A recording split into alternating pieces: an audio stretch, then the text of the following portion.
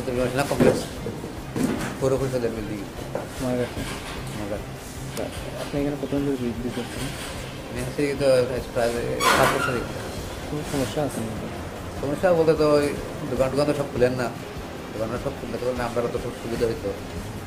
সেই যে নোংরা টোংরা আছে এগিয়ে তারা পরিষ্কার করার না, তারা তো খুবই বারবার তারা পরিষ্কার করে না। আর পরিষ্কার করলে তো সুন্দরও লাগে। সবটা দোকান করে খোলা তাহলেও সুবিধা হয়। আমরা থাকার সময় পারবো, তারা অনেক আমরা তখন আপনারা কোথায় চান?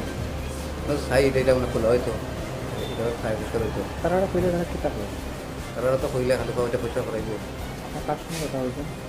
কিন্তু পৌর পরিষদের যারা আছে তার সাথে কথা হয়। কতদিন ধরে এরকম অবস্থায় আছে এটা? আছে তো, এটা তো বিল্ডিং হওয়ার পর থেকে তো এটাই এই দিনটা কত বছর হয়েছে?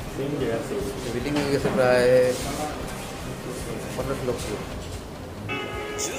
তখন থেকে এরকম? তখন থেকে তো এরকম ছিল। সবটা ঘর খোলা থাকলে বা সব কিছু পরিষ্কার করে তখন কাস্টমাররা আসে বেশি। ইউবিআই ওয়াল মডেলের বিল্ডিং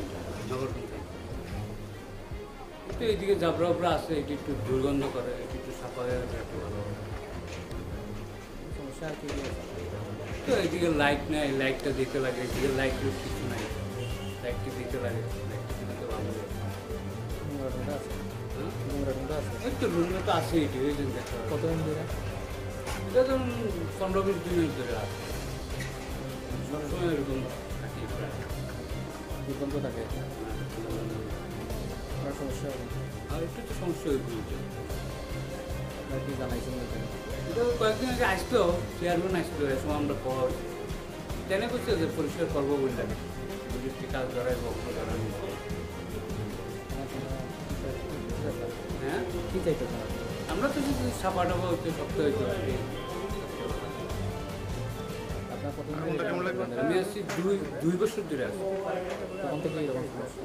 এমন যে এরকম একটু সমস্যা আছে।